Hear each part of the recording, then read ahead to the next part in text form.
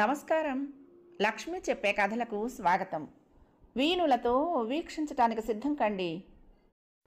ప్రియ సఖులు, ఇప్పుడు మనం ప్రముఖ రచయిత్రి శ్రీమతి అప్పరాజు నాగజ్యోతి గారు రచించిన నన్ను కాస్త ప్రేమగా చూడరు అన్న ఓ చక్కటి కథను విందామండి. ఈ కథ ఏప్రిల్ 6, 2025లో ఈనాడు ఆదివారం పుస్తకంలో ప్రచురింపబడింది. ఇక కథ మొదలు పెట్టేస్తున్నానండి. తాత, గట్టిగా మాట్లాడుకు, నాకు ఆన్లైన్ క్లాస్ ఉంది, నీ గదిలోకి పో అంటూ గదిలో నుండి మనవరాలు. కంపు కొడుతున్నావు తాత, ఇక్కడ నుండి వెళ్ళు, చీటికి మాటికి హాల్లోకి రావద్దని ఎన్నిసార్లు చెప్పాలి నీకు అంటూ మనవడు. చచ్చా, సంజయ్ వేళ సోఫాలో పడుకోవద్దని ఓసారి చెప్తే అర్థం కాదా? మనిషికో మాట అన్నారు, వెళ్ళండి ఇక్కడి నుండి అంటూ కోడలు చేత్కరిస్తున్నారమ్మా. ఈ ఇంట్లో ఈ ముసలాడిపై విసుక్కునేవారే తప్ప ఆదరంగా పలకరించేవారు లేరు. ఈవేళ ఉదయం బ్రష్ చేసుకున్నాక హాల్లోకి రాబోతుంటే దడేల్మంటూ నా మొహం పైన తలుపు వేసిందమ్మా కోడలు. నాన్న చెప్తున్నది వింటుంటే నాకు కళ్ళనీళ్ళు ఆగటం లేదు. జైల్లో ఉన్నట్టుగా ఉందమ్మా ఇక్కడ. నేను హాల్లోకి రాకూడదు. చివరికి భోజనం కూడా అందరితో కలిసి డైనింగ్ టేబుల్ పైన చేసేందుకు లేదమ్మా. ఉదయమే ఒక పళ్ళెంలో అన్నీ వడ్డించి గదిలో పెట్టేసి వెళ్తాడు మీ తమ్ముడు. ఇక ఆ తర్వాత తొంగి చూడరెవ్వరు. రోజంతా వెనకాలనున్న ఆ చిన్న గదిలోనే బిక్కుబిక్కుమంటూ గడపటం నా వల్ల కావటం లేదు. నా పెన్షన్ డబ్బుల్ని నువ్వే తీసుకుని నన్ను కాస్త ప్రేమగా చూసుకుంటావా తల్లి? చేతులు జోడించి అర్థిస్తున్న నాన్నను చూస్తే నా మనసు ద్రవించిపోయింది. ఒకప్పుడు ఎప్పుడు తమ్ముడి దగ్గరే ఉంటారు, అప్పుడప్పుడైనా నువ్వు అమ్మ వచ్చి మా ఇళ్లలోనే ఉండొచ్చుగా నాన్న, మీకు మార్పుగా ఉంటుంది అని. చెల్లి తను ఎన్నిసార్లు అడిగినా మేము కొడుకింట్లో ఉండటమే విధాయకం, పుట్టింటికి మీరు మీ కుటుంబాలతో వచ్చిపోతూ ఉండటమే మర్యాద అని చెప్పిన నాన్న ఈవేళ నన్ను మీ ఇంట్లో ఉంచుకుని నాకు ఇంత ముద్ద వయ్యండమ్మా అన్నట్టు దీనంగా అర్థించటం నా మనసును కలిచివేస్తోంది. అమ్మ ఉన్నంతకాలం బాగానే నడిచిన ఇల్లు ఆ తర్వాత దిక్కు దివాణం లేనట్టుగా అయ్యింది. బతికిన నాళ్ళు నా దాకా ఏదీ రానికుండా మీ అమ్మే అన్నీ నిభాయించుకుంటూ వచ్చింది. అప్పుడు ఆవిడ విలువ నాకు తెలియలేదు. డబ్బులు సంపాదించడం నా ధర్మం, ఇంటిని నడపటం ఆవిడ విధి అనుకునేవాణ్ణి. అంతేనా? దుబారా చేసేస్తుందేమోనన్న భయంతో ఇంటి ఖర్చులకు కూడా ఆచితూచి డబ్బులు ఇస్తూ ఉండేవాణ్ణి. దాంతోనే సరిపెట్టుకుంటూ తన కోసం ఎన్నడూ ఏమీ అడగకుండానే వెళ్ళిపోయిందమ్మా మీ అమ్మ. ఒక్కనాడు నా చేత్తో నేను ప్రేమగా ఓ చీరో చిన్న మెత్తు బంగారము తనకు కొనిపెట్టింది లేదు. కడదాకా అలాగే బతికింది మీ అమ్మ. నోరు తెరిచి ఎన్నడూ ఏదీ కోరని మీ అమ్మ ఆ రోజున ఇంటిని మీ తమ్ముడి పేర రిజిస్టర్ చేయిస్తానంటే మాత్రం వద్దంటూ అడ్డుపడింది. కావాలంటే మీ తదనంతరమని రాయించండి అంది. మగాడిన నాహంతో ఆ వేళ భార్య మాటను నేను ఖాతరు చేయలేదు. తనకు తానే చెప్పుకుంటున్నట్లుగా నాన్న మాట్లాడుతూ ఉంటే నేను మౌనంగా వింటున్నాను. నాకంటే 10 ఏళ్ళు చిన్నది మీ అమ్మ. నా తర్వాత తను పోతుందనుకున్నానే తప్ప ఇలా తానే ముందు వెళ్ళిపోతుందని ఎన్నడూ ఊహించలేదు. పోనీలే, వెళ్ళిపోయి తను సుఖపడింది, పాపి చిరాయువు అన్నట్టు నేనేమో ఇలా, అంతా నా ప్రారంధం అంటూ నాన్న తల బాదుకుంటూ ఉంటే, ఊరుకోండి నాన్న, కష్టాలు కలకాలం ఉండవని మీరే మాకు చెప్తూ ఉండేవారుగా, అన్నీ సర్దుకుంటాయి, బాధపడకండి, క్రికెట్ మ్యాచ్ వస్తుంది టీవీలో, చూస్తూ ఉండండి అని ఓదార్చి వంటింట్లోకి వెళ్ళి పాలల్లో హార్లిక్స్ కలిపి తీసుకొచ్చి గ్లాసు నాన్న చేతికి అందించాను. నీకు శ్రమ కలిగిస్తున్నానమ్మా. మాకు దగ్గరలో ఉన్న పాపానికి ఇలా ప్రతిరోజు మీ ఇంటికి వచ్చి నిన్ను అల్లుడు గారిని ఇబ్బంది పెడుతున్నాను అంటూ గ్లాస్ అందుకున్నారు నాన్న. అయ్యో నాన్న, ఇందులో ఇబ్బంది ఏముంది? కూతురుగా నేను ఈ మాత్రం చెయ్యలేనా మీకోసం? నాన్న మాటలకు నొచ్చుకుంటూ అన్నాను. క్రికెట్ పైన ఇష్టంతో తాత్కాలికంగా తన బాధను మర్చిపోయి టీవీలో లీనమయ్యారు నాన్న. కానీ నేను మాత్రం అలా స్థిమితంగా ఉండలేకపోతున్నాను. నాన్న పరిస్థితి చూస్తుంటే చాలా బాధగా ఉంది. అలాగని ఏం చేయాలో కూడా తోచటం లేదు. మార్గం ఏది కానరావటం లేదు. తమ్ముణ్ణి ఈ విషయంగా మందలిస్తే నాన్న పరిస్థితి పెనం మీద నుండి పొయ్యిలోకి పడినట్టు అవుతుందేమోనన్న భయం. అప్పటికీ మొన్న చూచాయిగా చెప్పాను వాడికి. దానికి వాడు, నా వల్ల చేయగలిగినంత చేస్తున్నానక్క, నాన్నను నేను బాగా చూసుకోవటం లేదని మీకు అనిపిస్తే మీరిద్దరూ తీసుకువెళ్ళి నెత్తిన పెట్టుకొని చూసుకోండి అనేశాడు నన్ను చెల్లిని కలిపేసి.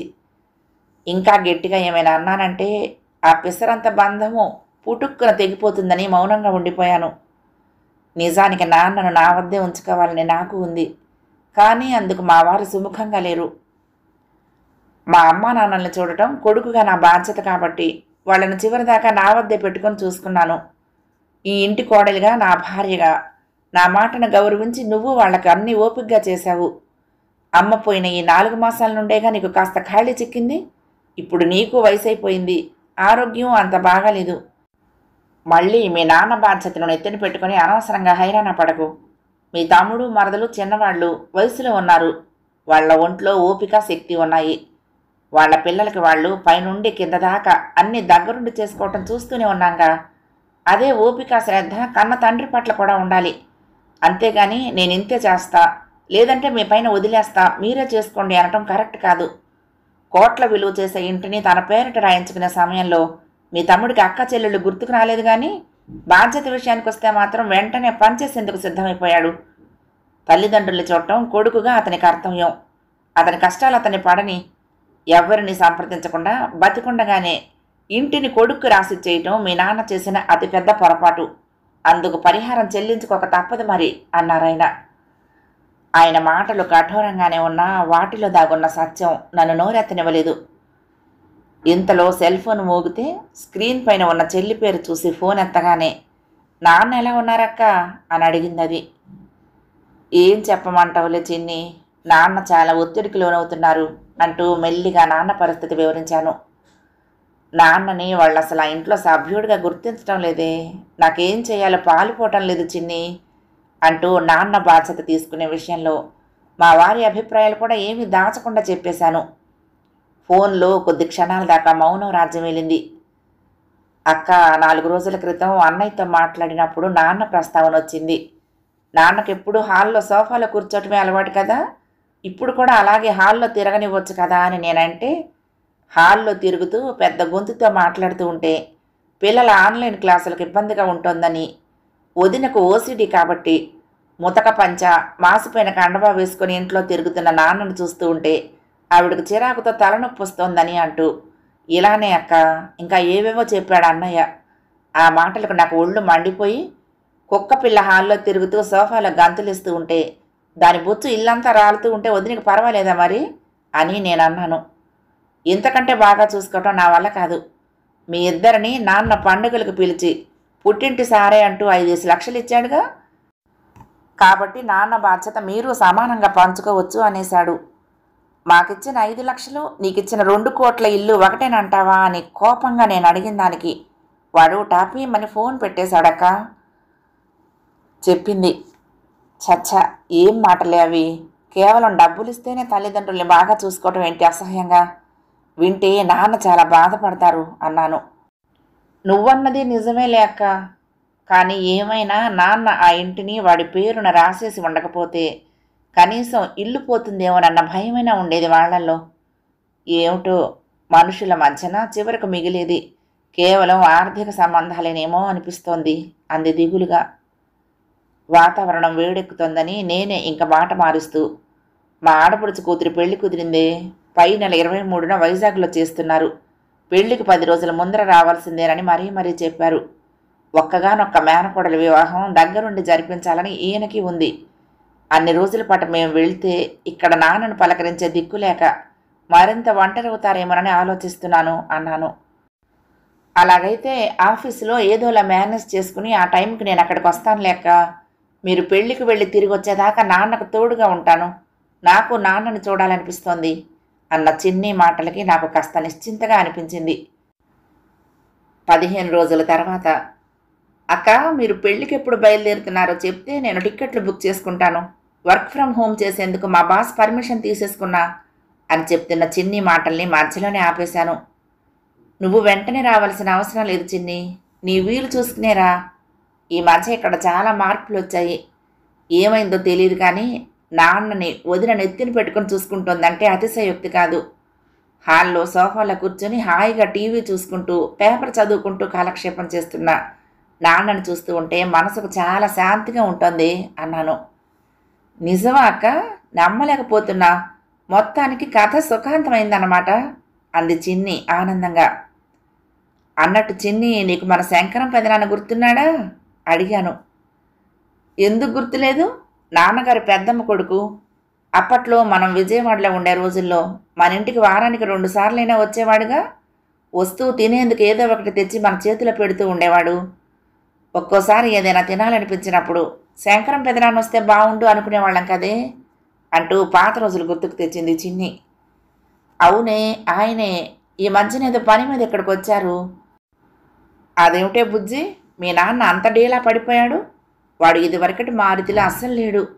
మీ అమ్మ మరణం వాడిని మానసికంగా కుంగతీసినట్టుంది.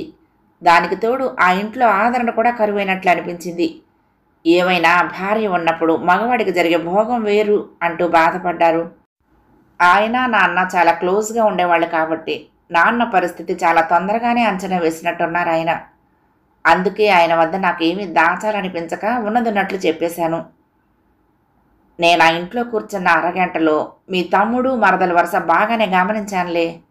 చీమకు కూడా అపకారం తలపెట్టని గంగిగోవు లాంటివాడు మీ నాన్న. అలాంటి మనిషిని తనకేమీ పట్టనట్టుగా ఆ దేవుడు వదిలేళ్ళేమ్మా. అంతా మంచి జరుగుతుంది, త్వరలోనే అన్నీ సర్దుకుంటాయి అంటూ నాకు ధైర్యం చెప్పి వెళ్ళాడాయన. ఏ ముహూర్తాన ఆ మాట అన్నాడో గాని ఆయన చెప్పినట్టే పరిస్థితి చక్కబడింది. పెదనాన్న వాక్కు అమోఘం. నేను చెప్పిన దానికి అది ఏమీ మాట్లాడకపోయేటప్పటికి, చిన్ని లైన్లోనే ఉన్నావా అంటూ కాస్త గట్టిగా పిలిచాను. ఆ ఉన్నానక్క. ఆలోచిస్తూ ఉంటే నాకు ఎక్కడో తేడా కొడుతుంది.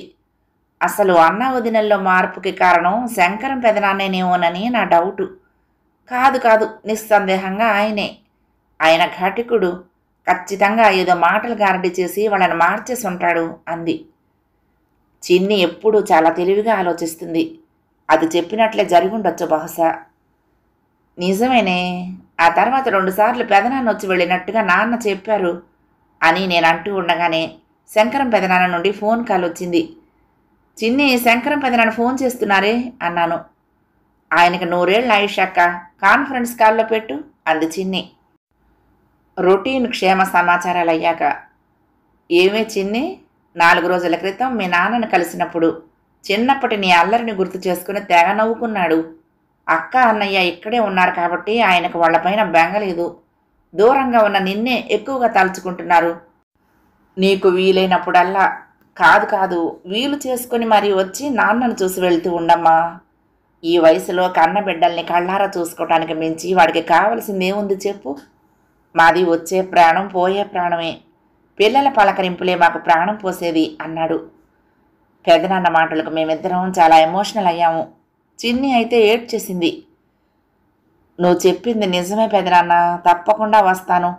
ఎప్పట్లా వారం 10 రోజులు కాకుండా ఈసారి నెల రోజులు ఉండేటట్టుగా వస్తాను అన్నదాని మాటలకు పెదనాన్న చాలా సంతోషించారు. ఆ తర్వాత ఆయన ఫోన్ పెట్టేయబోతూ ఉంటే, ఆగాకు పెదనాన్న, ఒక విషయం చెప్పు. ఏం మంత్రం వేసి మా అన్న వదినల్ని మార్చావు? వాళ్ళిప్పుడు మా నాన్నని నెత్తిన పెట్టుకొని చూస్తున్నారని అక్క చెప్పింది అంటూ ఆత్రంగా అడిగింది చిన్ని. దాని మాటలకు పెద్దగా నవ్వేసిన పెదనాన్న, మంత్రము లేదు తంత్రము లేదే. అయినా పెద్ద చదువులు చదివి విదేశాలు తిరుగుతున్న నీకు మంత్రాలకు చింతకాయలు రాలవని తెలియదా ఏంటి? దేనికైనా సమయం రావాలంతే అనేసి ఫోన్ పెట్టేశాడు. హతోస్మి. అయితే అన్న వదినల్లో మార్పుకి కారణం ఇక చిదంబర రహస్యమే అంది చిన్ని. అయితే అనుకోకుండా మరుసటి రోజే ఆ చిదంబర రహస్యం బట్టబయలైంది. కూచిమంచి శంకరం గారికి జీవిత సాఫల్య పురస్కారం అంటూ ఉదయమే దినపత్రికలో వచ్చిన వార్త వెనకే నా కళ్ళు పరుగులు తీశాయి. 7-10 వయసులోనూ అలు పెరగకుండా సంఘసేవ చేస్తున్న మహనీయులు కూచిమంచి శంకరం గారు. కన్న తల్లిదండ్రుల్ని వృద్ధాప్యంలో అలక్ష్యం చేస్తూ వారి ఆలనా పాలన చూడకుండా కర్కోటకంగా ప్రవర్తిస్తున్న ఈ తరం పిల్లలెందరినో ఆయన తనదైన శైలిలో దారికి తెచ్చారు. ఆస్తులను తమ పేరిట గిఫ్టుగా బదలాయింపు చేసేదాకా ప్రేమగా ఉన్న పిల్లలు ఆస్తి ఒకసారి వాళ్లకు సొంతమైన తర్వాత తల్లిదండ్రుల్ని పట్టించుకోకుండా వదిలేస్తున్నారు. కొంతమంది కొడుకులైతే మరింత నిర్దాక్షిణ్యంగా గజ్జి కుక్కల్ని దూరంగా వదిలేసిన చందాన వృద్ధులు, నిస్సహాయులు, బలహీనులు అయిన తల్లిదండ్రులకి మాయమాటలు చెప్పి తీసుకువెళ్ళి తెలియని స్థలంలో వదిలేసి మా వాళ్ళు కనిపించడం లేదు అంటూ తూతూ మంత్రంగా పోలీస్ స్టేషన్లో ఫిర్యాదు ఇచ్చి చేతులు దులిపేసుకుంటున్నారు. ఇటువంటి సంఘటనల్ని దృష్టిలో పెట్టుకున్న భారత ప్రభుత్వం వృద్ధుల రక్షణ కోసం ఎన్నో చట్టాలను చేసింది. కోర్టులు కూడా ఈ విషయంలో వృద్ధులకు అనుకూలంగానే తీర్పులనిస్తున్నాయి. అలాంటి చట్టాల్లో ఒకటి, ఆస్తిని పిల్లలకి గిఫ్ట్ డీడుగా ఇచ్చేసిన అనంతరం ఆ పిల్లలు తల్లిదండ్రుల బాగోగులు చూసుకోకపోతే ఆ గిఫ్ట్ డీడును రద్దు చేసుకునే వెసులుబాటును కల్పిస్తుంది. అయితే దాని గురించి చాలామంది వృద్ధులకు తెలియదు. అథవా తెలిసినా కన్నబిడ్డలకు వ్యతిరేకంగా కోర్టుకెక్కేందుకు వాళ్ళు ఎంతమాత్రమూ ఇష్టపడటం లేదు, సాహసించటం లేదు. అలాంటి వారికి ఈ చట్టాల గురించి వివరించి వాళ్లల్లో ధైర్యాన్ని నింపి అండగా నిలబడి వాళ్ల తరపున పోరాడటం అనే మహత్కార్యాన్ని శంకరం గారు తమ భుజస్కంధాలకు ఎత్తుకున్నారు. ఈ పోరాటంలో ఆయనకు తోడుగా కొన్ని ఎన్జీఓలతో పాటు కొందరు లాయర్లు నిలబడుతున్నారు. గత కొన్నేళ్లుగా వృద్ధాశ్రమాలు, రైల్వే స్టేషన్లు, బస్టాండు లాంటి ప్రదేశాల్లో స్వయంగా తిరిగి తన దృష్టికి వచ్చిన వృద్ధులకు శంకరం గారు చట్టరీత్యా న్యాయం జరిపించారు. నిజానికి చాలా కేసుల్ని కోర్టు దాకా రానియకుండానే తన మృదువైన మాటలతో, కొండకతో చిన్న బెదిరింపుతోనే పరిష్కరించారు ఆయన. ఆ మహనీయుని పుణ్యాన ఈవేళ ప్రశాంతంగా జీవితం గడుపుతున్న వృద్ధులంతా ఏకమై భగవంతుడు ఆయనకు 100 ఏళ్ల ఆయుర్దాయాన్ని ప్రసాదించాలని దీవిస్తూ తలపెట్టిన ఈ సన్మాన కార్యక్రమానికి మనసున్న వారంతా ఆహ్వానితులే. అదండి సంగతి. తనకు ఏ సంబంధమూ లేని వారి శ్రేయస్సుకే అంతలా పాటుపడుతున్న శంకరం పెదనాన్న తన తమ్ముడు, ఆత్మీయుడు అయిన మా నాన్నకు అన్యాయం జరుగుతూ ఉంటే చూస్తూ ఊరుకుంటాడా మరి? శంకరం పెదనాన్న లాంటి పెద్దలు ఈ భూమి మీద ఉన్నంతకాలము నన్ను కాస్త ప్రేమగా చూడరు అంటూ కన్నబిడ్డల్ని అర్థించవలసిన దౌర్భాగ్యం ఏ తల్లిదండ్రులకి కలగదు, కలగకూడదు. కథ సమాప్తం. ప్రియ సఖులు, ఈ కథ మీకు నచ్చితే తప్పకుండా లైక్ చేయండి, షేర్ చేయండి, కామెంట్ చేయండి, సబ్స్క్రైబ్ చేసుకుని నన్ను ఎంకరేజ్ చేయండి. ఉంటానండి. ప్రేమతో లక్ష్మి, కృష్ణాతీరం, దుర్గమ్మ సన్నిధానం. నమస్తే.